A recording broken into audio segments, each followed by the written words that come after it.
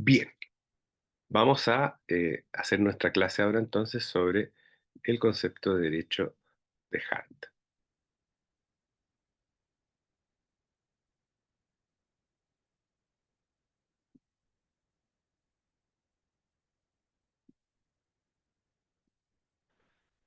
Bueno, un poquito de contexto histórico. Yo me acuerdo que yo estaba estudiando Derecho, estaba en tercer año de Derecho cuando se difundió la noticia de la muerte de Hart y les confieso hidalgamente que no tenía idea de qué estaban hablando mis compañeros. Eh, bueno, tuve que entonces ponerme a estudiar a ver acerca de qué se trataba.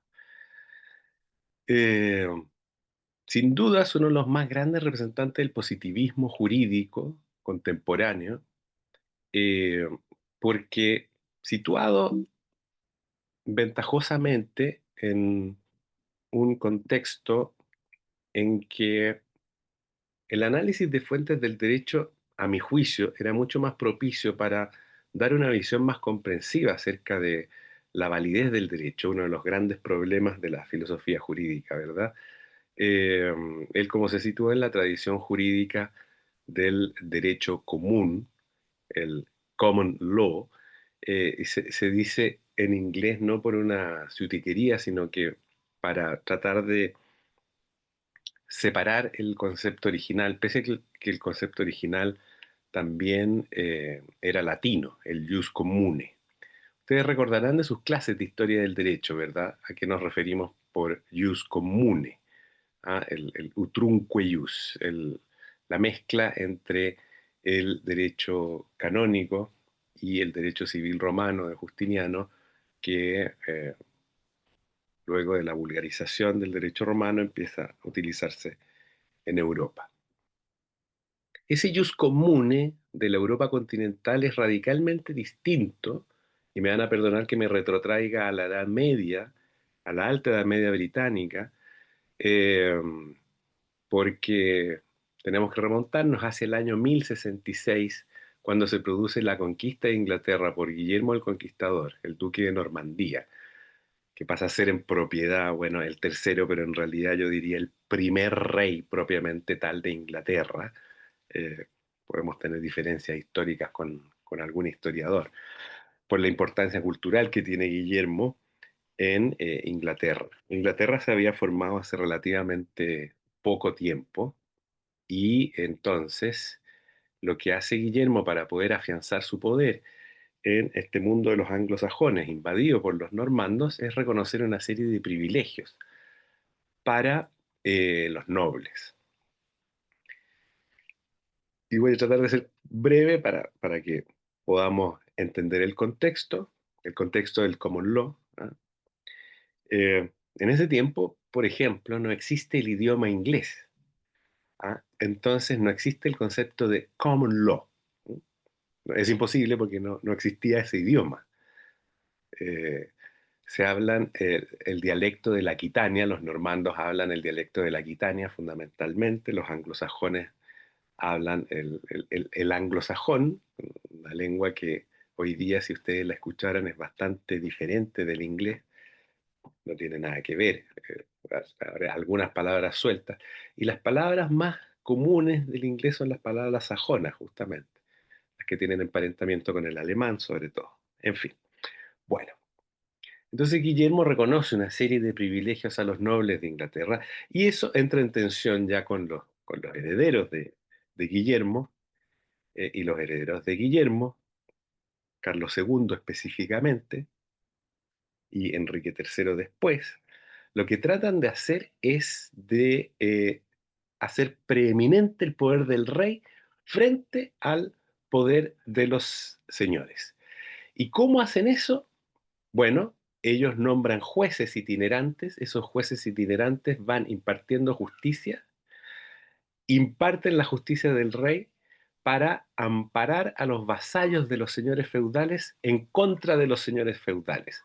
Entonces, en vez del derecho de cada feudo, del derecho foral, estos reyes tratan de imponer el derecho común, el jus commune. ¿Ah? Y eso es el germen de lo que hoy día conocemos como common law, que pasó a llamarse así varios siglos después, cuando ya se afianza la lengua inglesa. ¿Ah? Este contexto básico es para entender que en el common law esa es la razón por la cual es tan importante la fuente de derecho jurisprudencial. No sé si están escuchando la interrupción que estoy sufriendo en este instante. Ya. Eh, en fin, mi gato le ha dado con jugar con bolsas ahora y me las trae. Cree que son regalos adecuados para mí. En fin.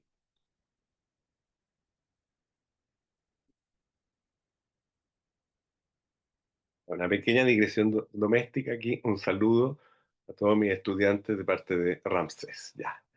Fin del animalismo y seguimos entonces con nuestra maravillosa clase. El primer complejo del cual no está prejuiciado Hart es la relación entre derecho y moral. Porque Kelsen, fiel a la tradición neocantiana, establece una férrea diferenciación entre derecho y moral. Hart no tiene esa diferenciación porque en suma dice que hay rasgos comunes a estas reglas obligatorias. Eso es algo que estuvimos enfatizando durante el semestre, recordarán ustedes. Eh, Podríamos decir que incorpora una versión sociológica, aunque sería un atentado grave a señalarlo esto con, eh, con mucha pasión, porque no es sociología jurídica la que hace. Lo que hace más que sociología jurídica, que es podríamos decir, una corriente crítica que surge después, justamente, en el siglo XX, es reconocer las diferentes naturalezas que tienen las reglas sociales. ¿Ah? Eh,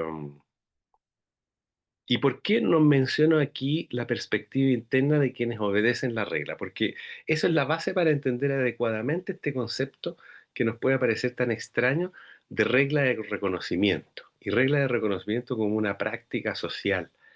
Es muy raro esto, pero ya lo vamos a poder diferenciar adecuadamente.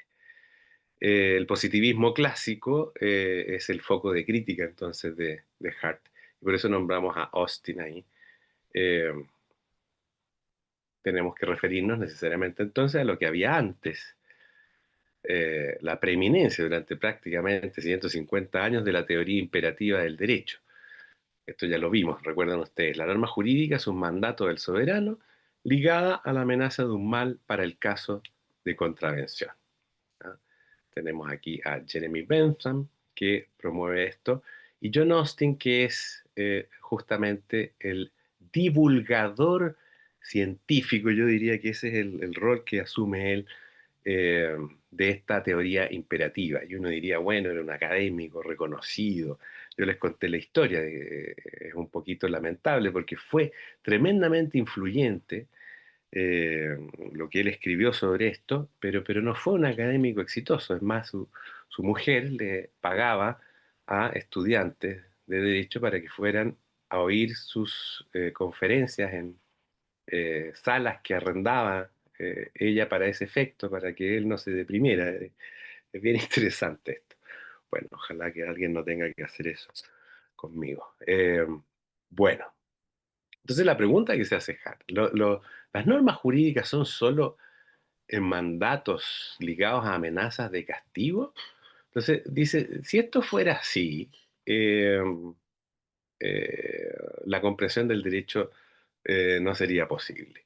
¿Por qué? Porque eso es solo una parte del derecho. Eso es lo que Hart llama las reglas primarias.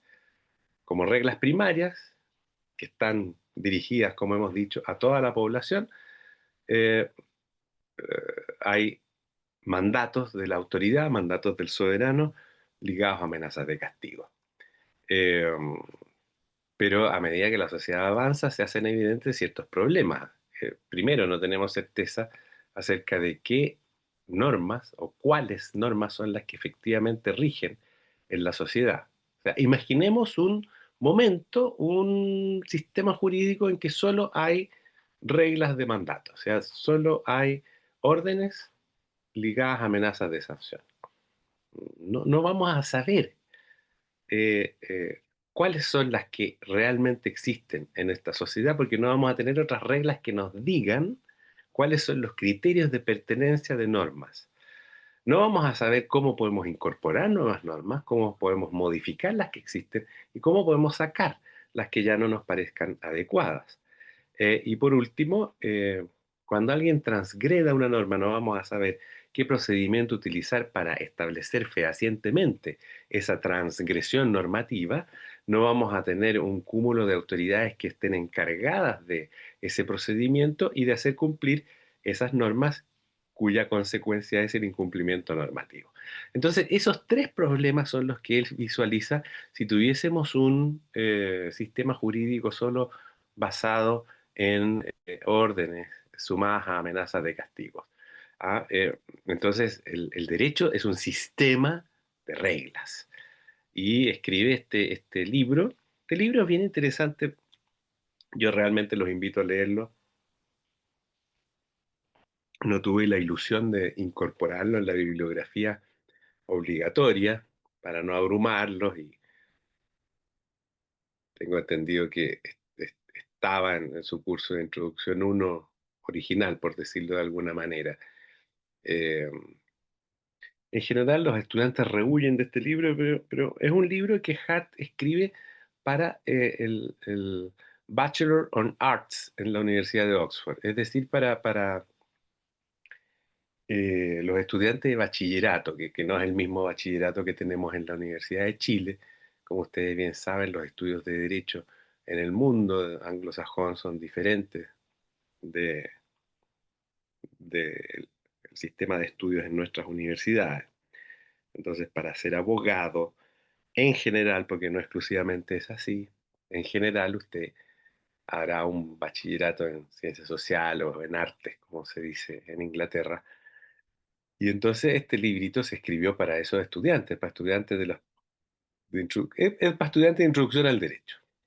Y entonces él describe lo que para él es el sistema jurídico en este libro y se transformó en una de las obras más importantes de teoría del derecho. Entonces, ordenando la teoría, como ustedes bien saben, hay dos tipos de reglas. ¿Cuáles son estos dos tipos de reglas? Aquí alguno de ustedes podría interactuar conmigo para evitar un ataque de tos.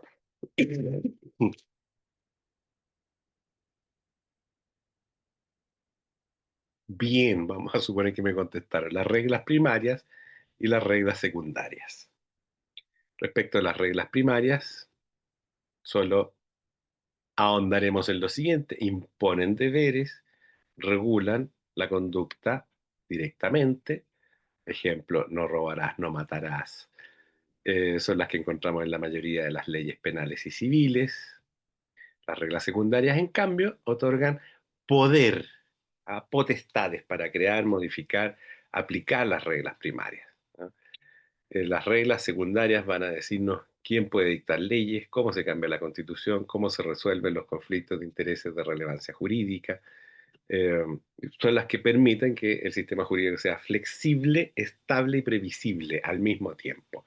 Es un sistema estable, justamente estable porque tiene vocación de permanencia en la medida en que pueda constantemente incorporar nuevas reglas y sacar otras, modificar las existentes, etcétera. Entonces, podríamos hacer un resumen acerca del concepto de derecho, no necesariamente basado en lo que dice Hart, eh, sino haciendo como una especie de cierre del curso. Es un sistema normativo que regula la convivencia social mediante reglas obligatorias, orientadas al bien común, respaldadas por la coacción estatal. Aquí quiere hacer un mix, no estamos hablando exclusivamente de Hart acá, ¿no? Entonces aquí les propongo esta definición de sistema normativo, de sistema jurídico. Eh, Vamos ahora específicamente a la identificación de estas tres reglas secundarias. La regla de reconocimiento, esta es la más difícil de entender porque justamente por eso hacía este prolegómeno del common law. Nosotros no tenemos un common law, no hay un derecho común de base jurisprudencial en torno al cual se resuelvan los conflictos de intereses de relevancia jurídica. Para nosotros, la base legislativa y reglamentaria del derecho es fundamental para la adjudicación. Entonces, el reconocimiento de las reglas para nosotros es relativamente fácil. Tenemos que mirar la Constitución y ver si las leyes y reglamentos cumplieron los procedimientos constitucionales del caso. Podríamos hacer el repaso, de esos tres elementos fundamentales que analizamos, es decir, la norma superior establece respecto a la inferior la autoridad, persona, etcétera, que está habilitada para dictar la norma, los procedimientos de creación de la norma y los límites de contenido de creación de la norma. ¿Mm? Bueno, entonces, ¿qué tipo de regla de reconocimiento podríamos establecer en Chile? Siguiendo este mismo ejemplo, eh, ¿cómo sé que una ley es parte del sistema jurídico? Bueno, tengo que ver ciertas reglas de reconocimiento. ¿Cuáles que están en la Constitución?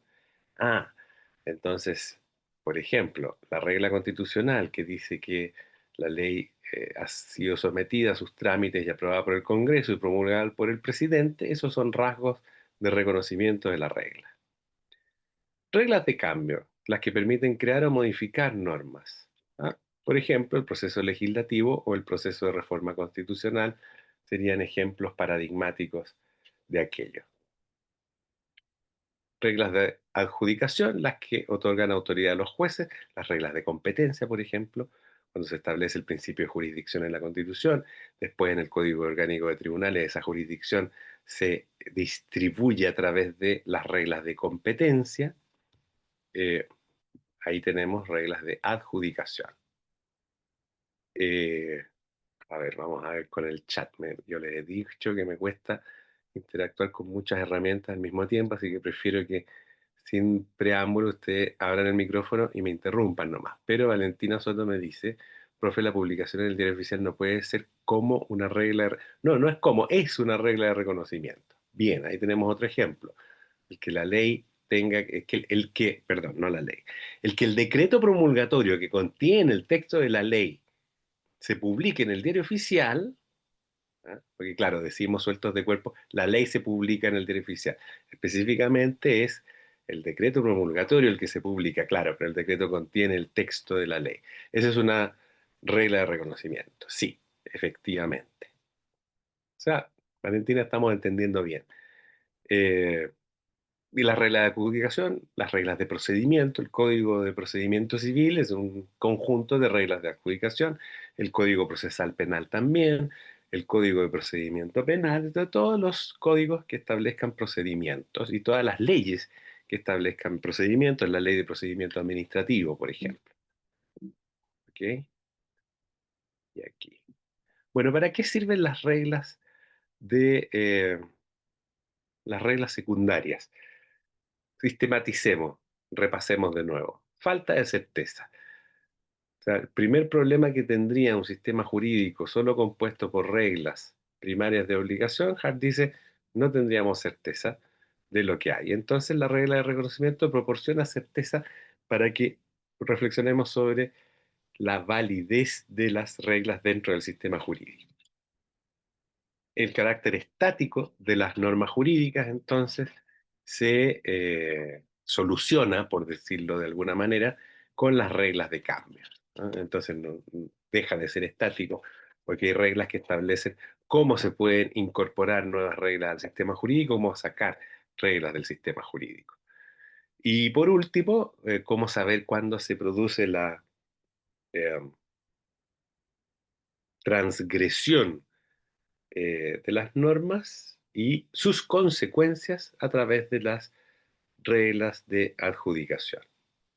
Entonces, haciendo un resumen, tenemos que hay reglas primarias que están dirigidas a todos los habitantes de la República en general o del Estado, porque, bueno, Hart no habla de una república, él está en una monarquía parlamentaria. De hecho, si ustedes leen el concepto de derecho, se van a encontrar que cuando habla de las leyes, habla de la reina en parlamento dicta tal y cual ley. Bueno, ¿dudas hasta aquí? Profe, yo tengo una duda, que en clase cuando veíamos el artículo 7 de la Constitución, esa sería regla de reconocimiento, ¿cierto? Bueno, dentro del artículo séptimo y en la parte de una de las tareas hay varias reglas que pueden ustedes descubrir allí, pero efectivamente, eh, cuando ese artículo se refiere a los presupuestos del ejercicio válido de las potestades normativas públicas, estamos refiriéndonos a reglas de reconocimiento. Es decir, cuando dice los órganos del Estado actúan válidamente previa investidura regular de sus integrantes dentro de su competencia y en la forma que prescriba la ley, está diciendo que esos son rasgos de reconocimiento eh, de la validez de esas normas y por lo tanto son esas reglas de reconocimiento. Si nos vamos al inciso final, ahí no hay una regla de reconocimiento, hay una regla primaria ahí. Cuando dice todo acto en contradicción a este artículo es nulo y generará las responsabilidades que la ley señale, ahí ese es otro tipo de regla, una regla primaria. En fin, y tenían hartas más posibilidades de descubrir otras. Pero sí, la respuesta es sí. ¿Queda Ya, vale. claro? Sí, sí, gracias. Súper. Bueno, ¿cuál es el aporte de Hart entonces a la teoría del derecho? Que las reglas secundarias transforman un conjunto disperso de normas cuya naturaleza nadie hasta él había podido establecer. ¿Ah? Kelsen hace un intento, pero un intento tan forzado científicamente que no convence a nadie, ¿ah? Porque recuerden ustedes que Kelsen dice que el sistema jurídico son solo reglas primarias. O sea, normas primarias y las normas secundarias son los deberes jurídicos. Eh, entonces le dicen, pero Herr Kelsen, diríamos, ¿cómo es posible que usted conciba el sistema jurídico como un sistema sancionatorio solamente? Entonces, ¿cómo se explica cuando la Constitución dice Chile es una república democrática, por ejemplo? ¿Qué naturaleza tiene esa disposición? Eh, Autores más contemporáneos, Raúl Ferreira, por ejemplo, señala que la Constitución está plagada de enunciados normativos y enunciados no normativos también. ¿Ya? Pero bueno, sigamos aquí. Todo es norma. Para estos autores que son estructuralistas, todo es norma. Entonces Kelsen dice, no acepta reconocer que esto no sea una norma y para él una norma tiene que ser coactiva necesariamente. Entonces ahí se casa en ese concepto, no se desprende del concepto y lo estira de un modo tan extraño que dice, mire, al final todo es reconducible a una norma que posee una sanción, porque si el juez no dicta una sentencia, al juez lo van a sancionar, entonces íncitamente está ligada la sanción a... Usted comprenderá que eso ya es tirar demasiado el concepto. En cambio, Hart es más práctico. Dice, mire, este conjunto de disposiciones que establece mandatos sumadas a amenazas de castigo, solo cobra carácter sistemático en la medida que entendamos que hay otro tipo de reglas, las secundarias, que las transforman en un sistema. Porque por un lado podemos saber cuáles son las reglas que son parte del sistema jurídico y cuáles no son parte del sistema jurídico, aunque parezca una obviedad. Si yo les preguntara hoy día, yo creo que todos ustedes están en condición de responderme. El Código Civil y Comercial de la Nación Argentina, por ejemplo, es una regla válida del sistema jurídico chileno. La respuesta me imagino que para ustedes es obvia, ¿verdad? Claro, sería no. Ya, espero que esa haya sido la respuesta que tuvieron en su mente, ¿no es? ¿Y por qué? Porque como criterios de pertenencia de esa norma al sistema jurídico, faltan rasgos básicos de reconocimiento. Y uno básico, que todos entendemos parte incorporada a la teoría del derecho, que esa norma tiene que tener carácter territorial, es decir, está dictada dentro de un sistema jurídico específico que rechaza reglas dictadas en otros sistemas jurídicos específicos. Y ahí hay salvas excepciones. Fue muy interesante ver los trabajos sobre eso.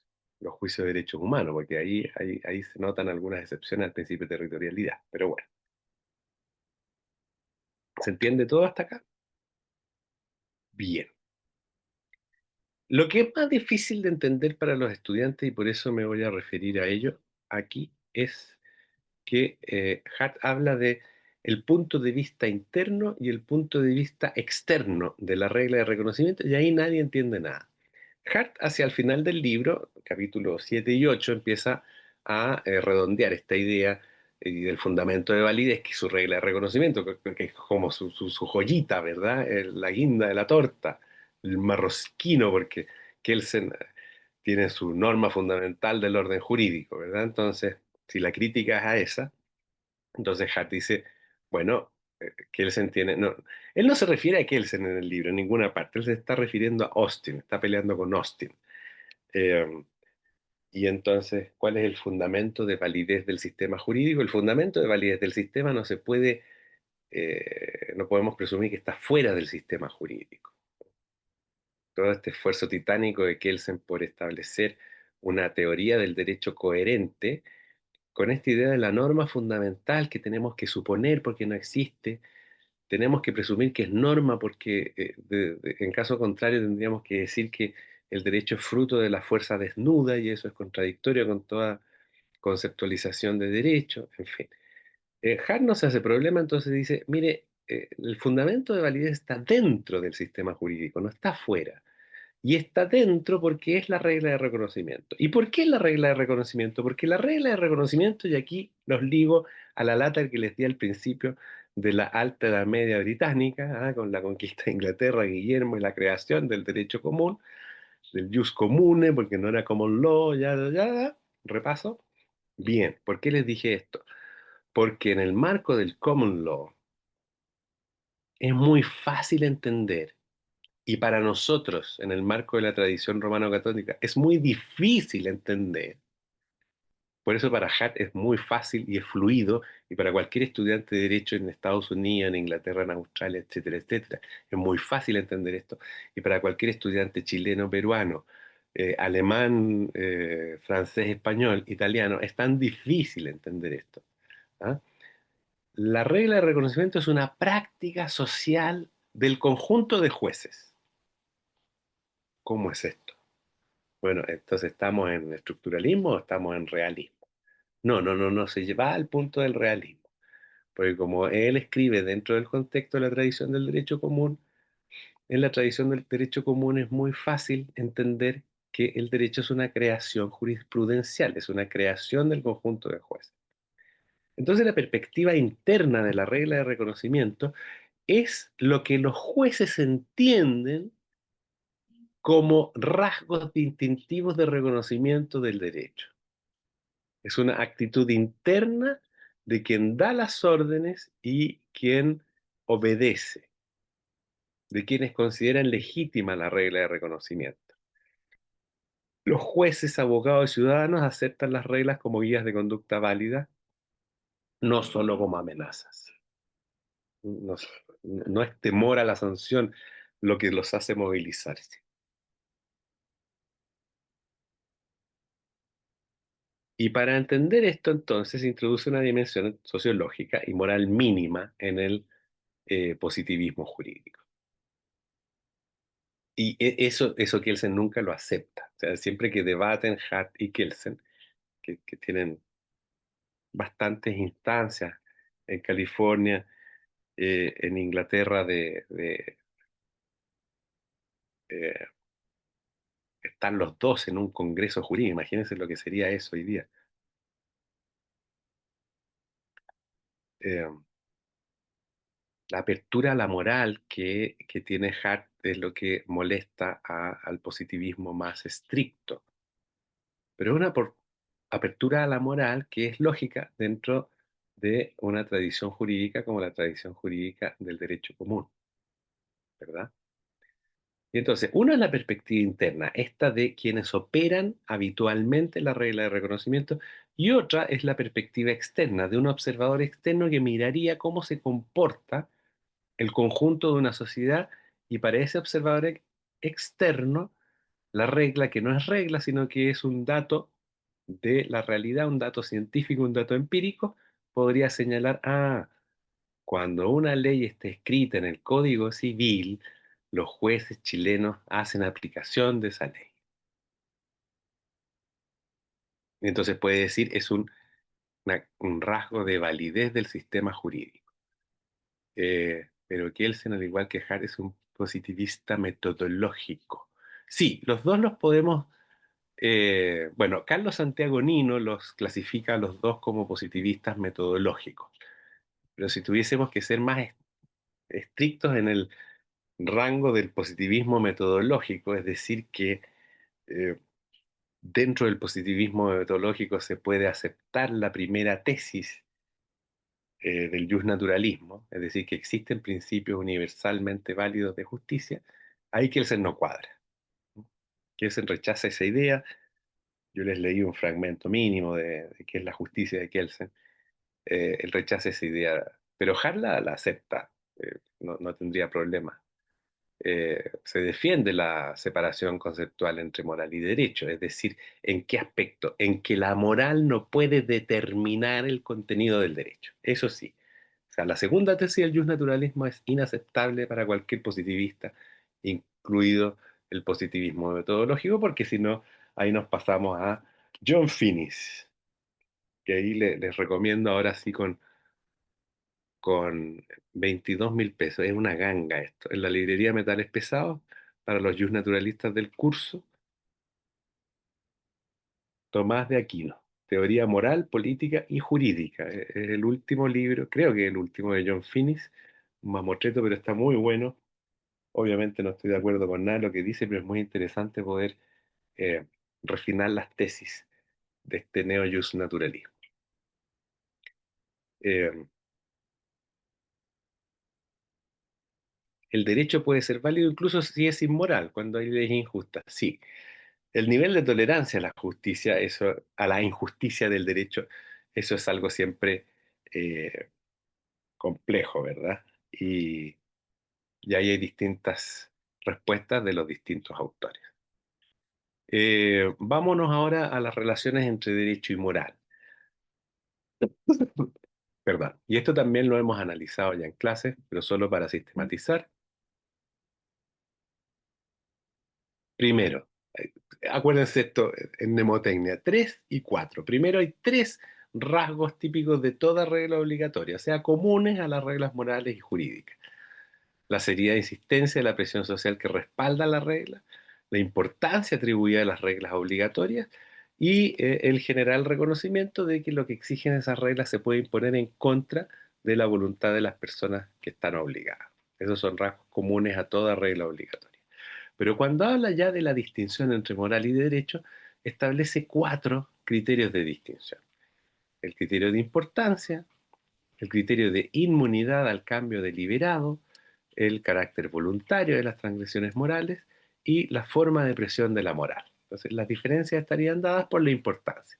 ¿Qué tipo de normas son más importantes? Naturalmente, las normas morales son normas que se establecen con un mayor grado de importancia.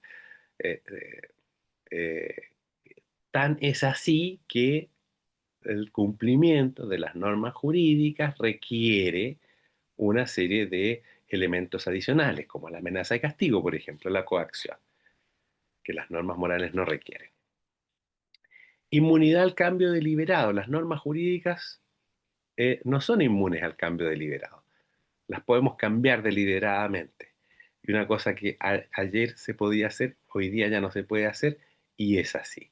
En cambio, no podemos cambiar deliberadamente las conductas morales. Son producto de cambios muy paulatinos.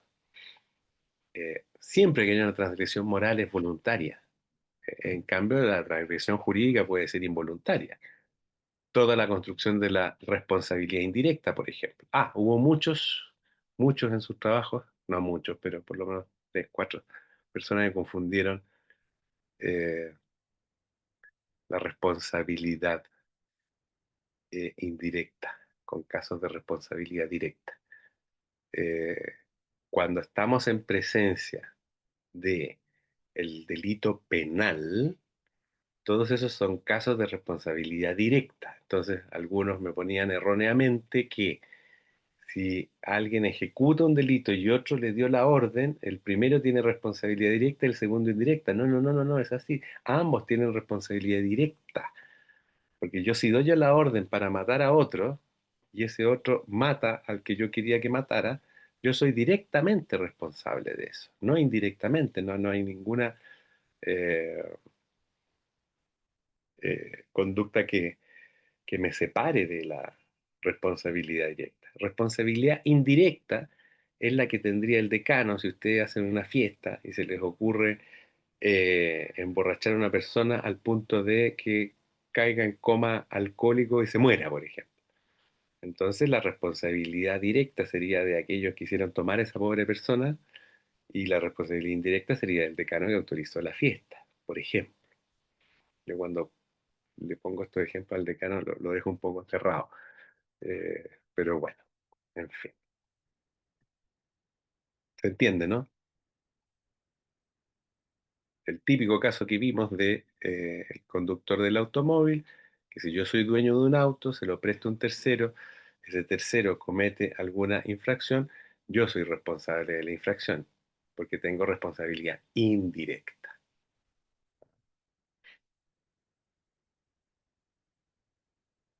Pero si yo le presté el auto para que cometa un delito en el auto, yo soy directamente responsable del delito. ¿Me explico? Bien. Criterio de importancia. Las reglas de derecho ocupan un lugar relativamente bajo en la escala de la importancia. No exigen gran sacrificio. En cambio, las reglas morales sí. Hay una diferencia básica ahí, ¿verdad? Inmunidad al cambio deliberado. Yo puedo decidir cambiar una regla jurídica y de la noche a la mañana una cosa que estaba permitida ahora está prohibida, una cosa que estaba prohibida ahora está permitida.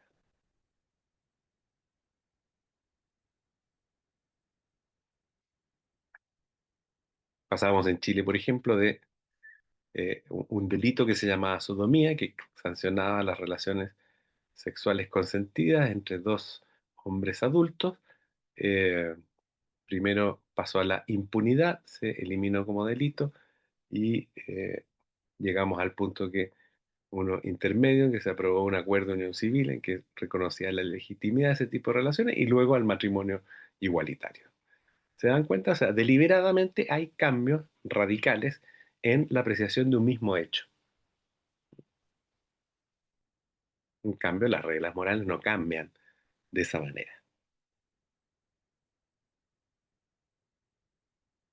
Pruebas al canto, hay gente que sigue diciendo hoy día que eso no es un matrimonio, por ejemplo. Un par de candidatos presidenciales. De hecho, me sorprendió escuchar eso, el último debate. Bueno, siempre la transgresión moral va a ser voluntaria, naturalmente, no hay responsabilidad objetiva en la moral, en el mundo del derecho, se admite responsabilidad sin culpa, como hemos estado hablando, y por último, hay una presión eh, mucho más fuerte respecto al cumplimiento de reglas morales que la presión jurídica. La presión jurídica puede ser más efectiva, pero es más sencilla. Es una amenaza de castigo, punto. Si usted se comporta de esta manera, va a recibir una sanción, una multa, privación de libertad, etcétera.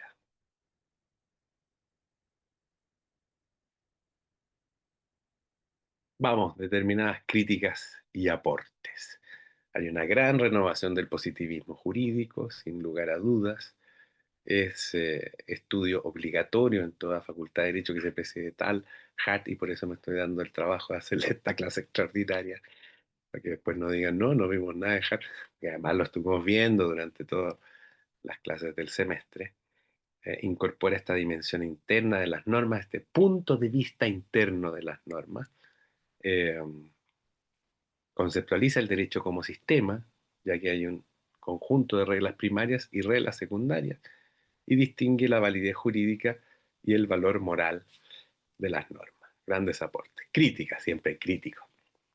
bueno, criticó un discípulo suyo que acaba de morir hace poco, un par de años atrás, Joseph Ras, que es un gran autor. Pues no se los pasé ya porque cuando se los pasaba a mis alumnos solo sufrían con Joseph Ras. Es un poco complejo de, de entender, en fin.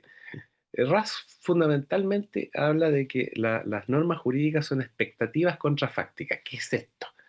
¿Ah? Yo enfrento una luz roja, ¿eh? Tengo la expectativa contrafáctica de que no me va a atropellar un bus cuando voy cruzando. Perdón, yo peatón enfrento una luz verde, tengo la expectativa contrafáctica de que no me va a atropellar un bus si yo cruzo el semáforo verde. Pero es una expectativa contrafáctica, porque fácticamente puede cruzar el bus en luz roja y atropellarme, ¿ah? Como de hecho me ocurrió a mí, ya les he contado. Hoy día lo cuento con una anécdota, no fue nada muy simpático cuando pasó. En fin, esa es la idea de Raz, ¿ah? Eh, las normas son razones para la acción y son razones calificadas para la acción, ¿ah? Entonces, la crítica de Raz dice eh, que esta idea de que haya una sola regla de reconocimiento no lo convence, porque podría prescribir esa regla de reconocimiento al mismo tiempo aplicar el derecho inglés y francés. eh, eh, Tiene problemas Raz con esto de las re- reglas de pertenencia, los criterios de pertenencia de una norma al sistema jurídico.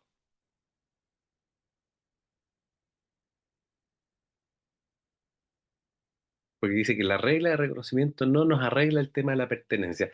La regla de reconocimiento no nos dejaría claro si el Código Civil y Comercial de la Nación Argentina se puede aplicar en Chile o si el Código Civil de la República de Chile se pudiese aplicar en Argentina. Porque serían circunstancias anexas y no la propia regla de reconocimiento. Sería la circunstancia de que la norma se dictó en un territorio distinto del nacional y no el que haya una regla de reconocimiento. Esa con todo era una crítica dentro del positivismo jurídico, ¿verdad? Pero hay una crítica del pospositivismo, por decirlo de alguna manera, que es la de Ronald Dworkin. ¿No? Y Dworkin dice que, esto lo vimos en la última clase que le hice presencialmente, que no se puede prescindir de la moral. Y ya en el último libro que tiene, que lo tengo por ahí ya no, eh, Justicia para Erizos se llama el último libro. Creo que fue el último que escribió. Bueno, en ese libro ya él derechamente dice que el derecho es una rama de la moral. Entonces ya va profundizando su idea de reincorporación de la moral con el derecho. Entonces, para Dworkin, el derecho es un conjunto de normas, de principios y directrices políticas. Y entonces dice que la teoría de Hart entonces deja unos vacíos tremendamente importantes en eso. Sobre todo hacia el final del concepto de derecho, en que ustedes van a encontrar esa idea de la textura abierta del derecho. Entonces, cuando no hay reglas específicas que regulan una situación, Hart dice que el juez recupera la discrecionalidad. Entonces hay discrecionalidad judicial y el juez puede hacer lo que quiera. Bueno, Tolkien ataca esa idea, dice que el juez no puede hacer lo que quiera. No hay discrecionalidad, siempre tiene que respetar los principios morales que subyacen en el derecho o por último las directrices políticas que están íncitas en el derecho. Y porque si nosotros consideráramos que los principios jurídicos son parte de una regla de reconocimiento, eh, estaríamos contradiciendo la misma idea de el positivismo de establecer criterios formales para la validez del derecho, porque el derecho sería válido por su contenido, entonces, y no por los rasgos externos de reconocimiento. Bueno, en un muy apretado resumen, hemos llegado a esta eh, conclusión. Espero que estas explicaciones les hayan servido y podamos ahora poner en perspectiva las concepciones del derecho. ¿Mm? Para el justnaturalismo, entonces, lo fundamental sería un derecho que se basa en el reconocimiento de la naturaleza humana y principios universales de justicia. La ley entonces debe reflejar la razón moral y el orden natural. Una concepción positivista totalmente contraria a esta antedicha concepción de que el derecho se identifica con normas vigentes dictadas por la autoridad competente y la validez va a depender de un procedimiento específico y no del contenido moral del derecho. Eh, no vimos las corrientes sociológicas, eh, no se puede pretender en un curso introductorio ver todas las versiones del derecho, pero fundamentalmente la sociología jurídica entiende el derecho como un fenómeno social.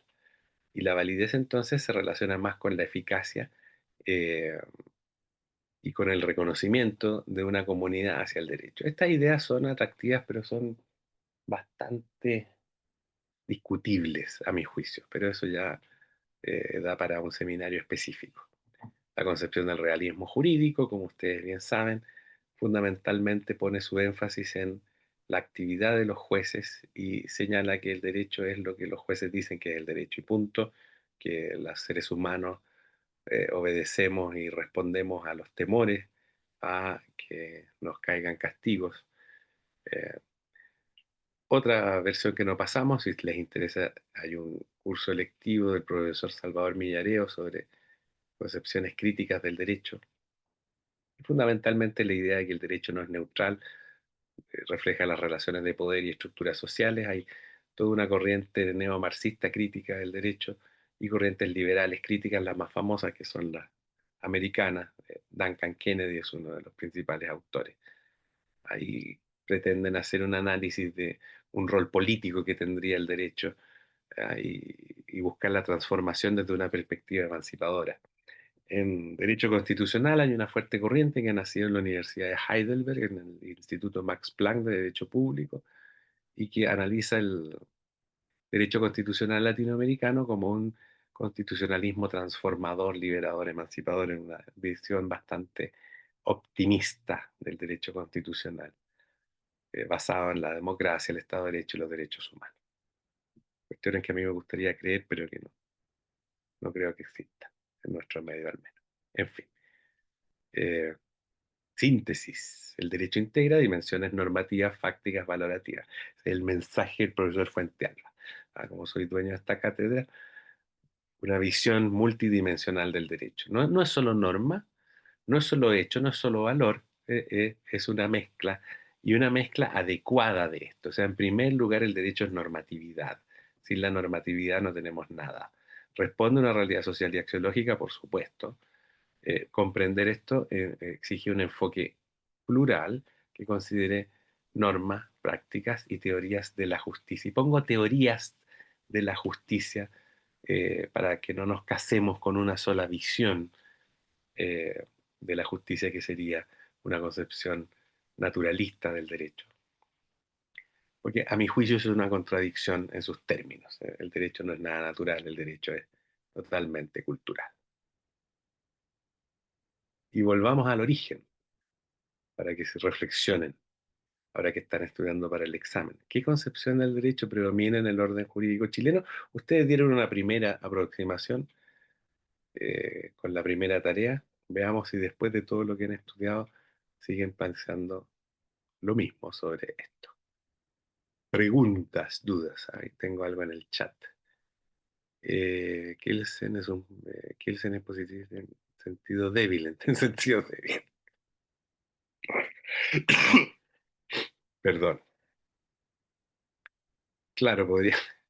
Ese sentido fuerte, ese sentido débil es de Hart, así que sería difícil, Javi, eh, ese planteamiento del sentido débil. Sí, podríamos decir que es positivista metodológico en sentido débil, pero tampoco Kelsen es un positivista lógico, y ni ideológico, porque si uno lee al final Teoría General del Estado y del Derecho, se encuentra con algo mucho más amplio, ¿verdad? Preguntas, dudas,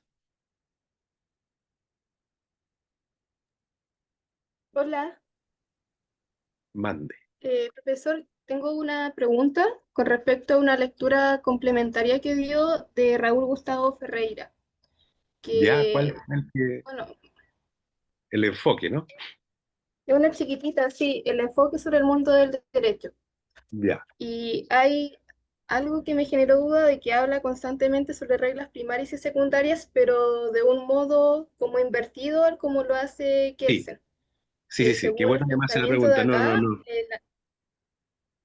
y, y no sé si darle mucha más vuelta o mejor lo dejo de lado Sí, y lo déjelo vemos de el lado. próximo semestre. Es la ¿Qué proposición importancia? que hace Ferreira. No es lo mismo de Kelsen ni es lo mismo de Hart. ¿Ah? Si usted le compra su discurso, que es bien convincente, él ha sido uno de mis maestros en el doctorado, una persona extremadamente inteligente y muy prolífico, escrito ya, además, no sé a qué hora escribe, pero publica 2 libros por año, no sé cómo lo hace. Él tiene ese planteamiento que es bastante interesante. ¿Ah? Él escribe no desde teoría del derecho, de hecho en la última conversación larga que tuve con él le pregunté que por qué no escribía teoría del derecho. Y me dije, "Y, Fuente Alba, ya estoy en derecho constitucional". Así, tiene esa visión de que uno pasa ya a la teoría del derecho y ya tiene que especializarse en otras cosas. Pero ¿por qué se los doy a leer eso? Ese es un libro que está destinado a un seminario permanente de fundamentos constitucionales del Estado, del cual formo parte. Y es un libro de derecho constitucional, pero encontré que era tan interesante desde el punto de vista de la teoría del derecho para efectos introductorios, que es la etapa en que están ustedes, que me parecía muy útil. Ahora, Javiera, es útil en la medida que no los confunda, así que, como le digo, es una visión más. Ah, no trate de encajarlo con Kelsen o con Hart, que Raúl sí Ya, es estructuralista, él es estructuralista, él no es naturalista ni nada, pero tiene su propia visión ya del derecho, que es la que tiene un hombre ya de 60 y largos, que ha reflexionado, ha ido y vuelta. Raúl se ha paseado por toda América Latina, en fin, ha sido un jurista, es un jurista muy relevante, entonces tiene sus propias reflexiones también ya. ya, ok. Léalo Gracias. porque es muy interesante. Claro que no, que me genera muchas dudas y para el fin del examen, digamos, para el No, no, 19 no. mejor, como Entonces usted menciona, no, no, no. dejarlo de No lado. se confunda. Sí, porque habla también sobre este concepto de que el derecho es la razón de la fuerza y que hay como dos acepciones de la razón y que utiliza la tercera y la séptima y no sé. Y Mejor, ahí si se enreda no, un en poquito, todo caso lo voy a dejar de lado. pero la idea está buena, sí, que el derecho sea la razón de las fuerzas. Es más o menos lo que hemos ido conversando siempre durante este curso.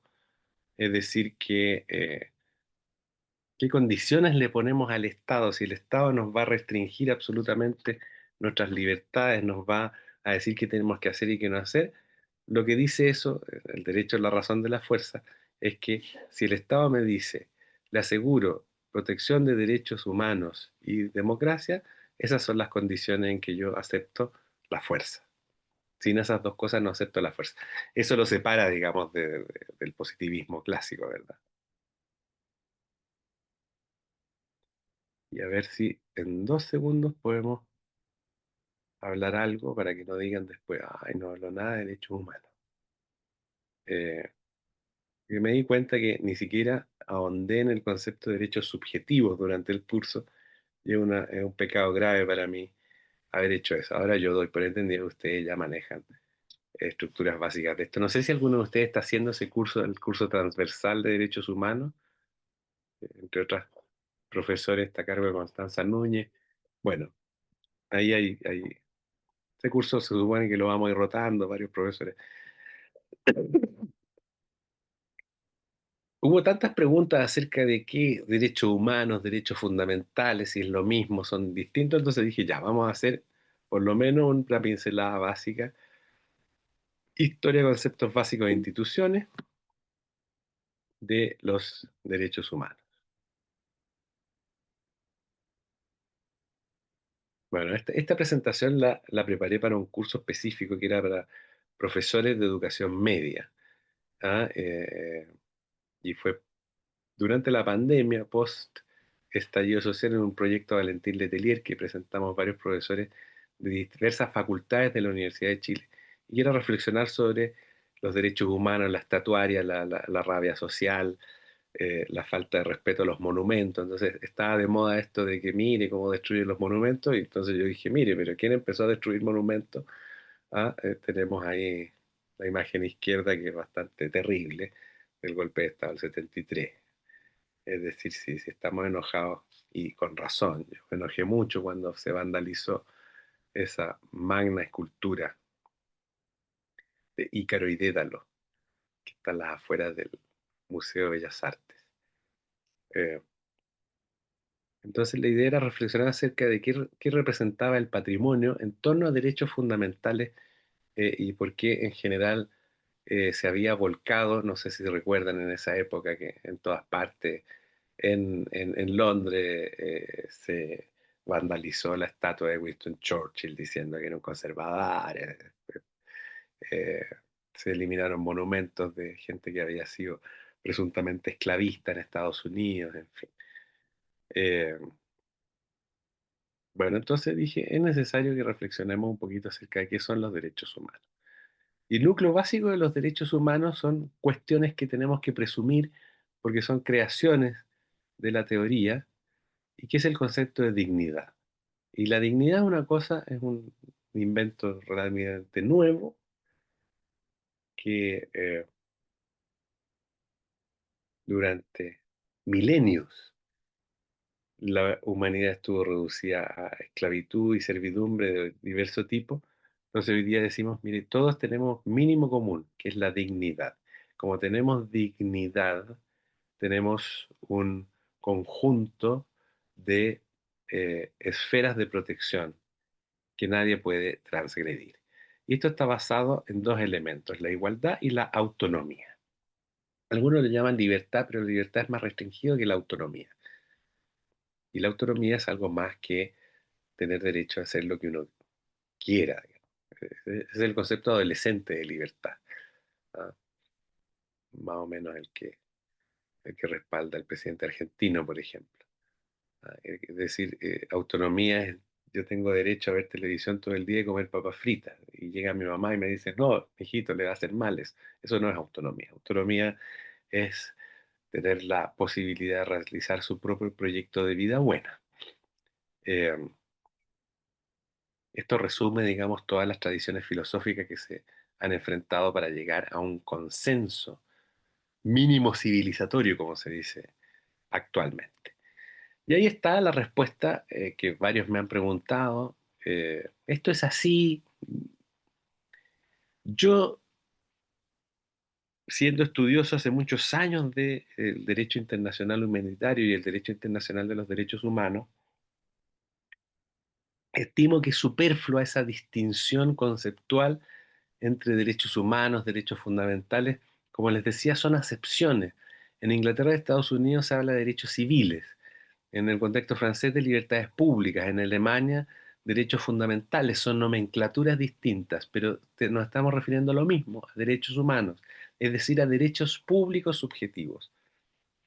Derechos que por el hecho de existir tenemos y que el Estado no puede transgredirlos.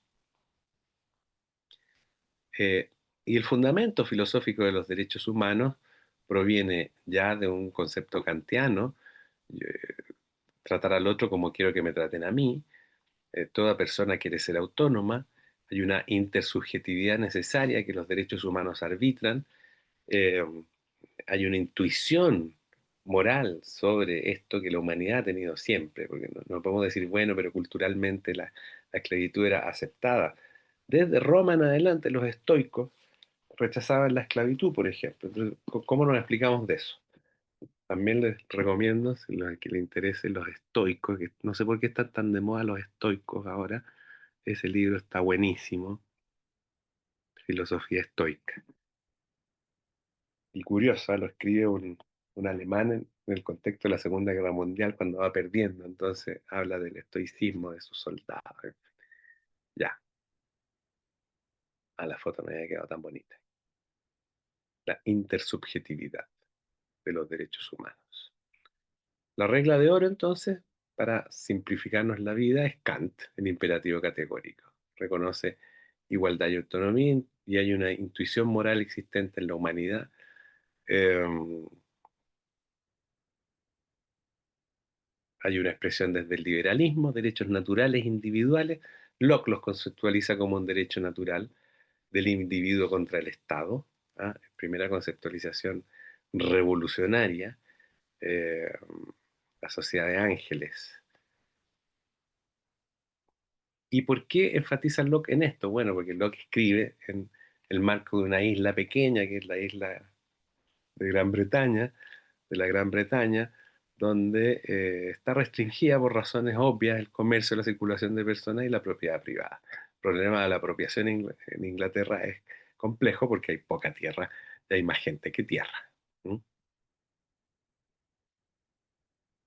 Aquí tenemos una foto que habla de justamente esta tensión que existe con la escasez de la tierra. No sé si tenemos tanta escasez de tierra en Chile como para tener este tipo de reacciones. ¿Ah? Chile para los chilenos nomás, inmigrantes indeseables.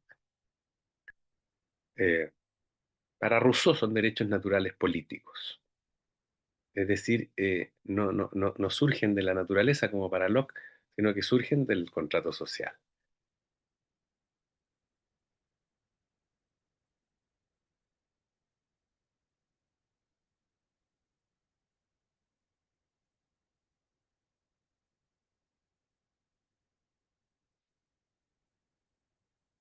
A Marx le debemos el aporte de los llamados derechos sociales, esta idea de distinción entre sociedad civil y Estado que rechazan, pero que ha quedado como en la memoria colectiva, ¿verdad?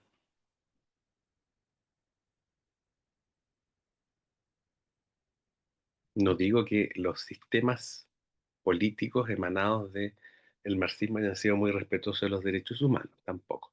Estoy hablando del constructo de derechos humanos. Con Grocio surge esta idea de la universalidad de los derechos humanos. Eso es lo que destacamos, lo que él llamaba el derecho de gentes. O sea, que hay limitaciones a la soberanía de los estados que vienen dadas por un elemento fundamental. Y aquí hay ciertas distinciones que creo que les puede ser útiles para entender. Una cosa es el derecho internacional humanitario, lo que se llamó originalmente el derecho de la guerra. Ustedes dirán, ¿cómo la guerra va a tener derecho? Bueno, sí, está regulada y entonces hubo dos etapas de convenciones de Ginebra que han pretendido regular el derecho de los conflictos armados. Hoy día no se llama derecho de la guerra, se llama derecho internacional humanitario. O sea, hay límites incluso para el ejercicio de la guerra. Y si quieren tener un laboratorio de cómo se transgredirían todos y cada uno de estos principios, vayan a ver lo que ocurrió primero con la incursión del grupo terrorista Hamas en Israel el 7 de octubre, hace 2 años atrás, y la reacción que tuvo Israel con eso. Ahí tenemos ejemplos claves de transgresión total al derecho internacional humanitario. Y ahí les doy una serie de resumen de los instrumentos históricos que habría que analizar si les interesa. La Sociedad de las Naciones. Esto es dramático porque la Sociedad de las Naciones entra en crisis con el desafío de Mussolini cuando invade Etiopía, ¿verdad? Bueno, estamos viendo lo inerme que están las Naciones Unidas hoy día con estos conflictos armados. Ahí les hago todo un análisis de los instrumentos, las etapas históricas y todo. Esto es un resumen para que vayan viendo eh, conceptualmente y lo que se ha hablado de las generaciones de derechos humanos, es un concepto que a mí no me gusta, pero lo van a encontrar en todos los instrumentos.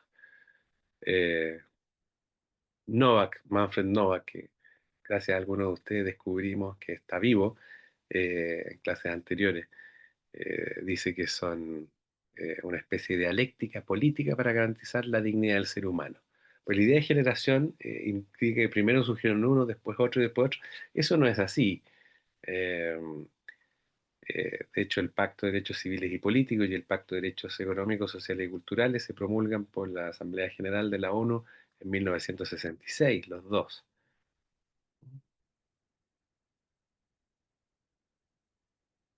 Ahí debería haber puesto a un chileno que fue clave en la Declaración Universal y que es Hernán Santa Cruz. Bueno, Esto ya es más específico y dice relación con los trabajos específicos. Bueno, ahí van a encontrar en la presentación una serie de reflexiones y esto es lo que les quería mostrar ahí. Finalizo esta presentación con un resumen del sistema de la ONU, el sistema internacional, de qué se trata, luego el sistema regional, eh, de cómo está compuesto nuestro sistema interamericano, la Corte Europea, en fin. Lo que pretendo hacer en esta presentación, y ahí se las dejo colgada, es que tengan una visión de conjunto, tanto de los aspectos conceptuales, filosóficos, como de cómo está el panorama internacional de las organizaciones en esta materia. Ya, y estoy llegando a mi límite, estoy reprimiendo un ataque de tos hace rato. Espero que esta clase les haya sido de provecho eh, y en cualquier caso la vamos a dejar colgada en el canal de YouTube. ¿Dudas, preguntas? Camila. Profe, le tenía una pregunta un poco más administrativa sobre el examen. Sí, Y es que he visto que otros profesores en otras cátedras, no sé si lo haga usted, que si es que a uno les va mal en el examen, automáticamente se va a la suficiencia. ¿Cómo funciona eso? O sea, si me va bien en el examen y, o sea, porque, por ejemplo, uno se presentaba con una nota buena, pero si es que me iba mal en el examen, aún así me iba a suficiencia. ¿Usted funciona igual o si es que me va mal en el examen y me alcanza la nota, no voy a suficiencia?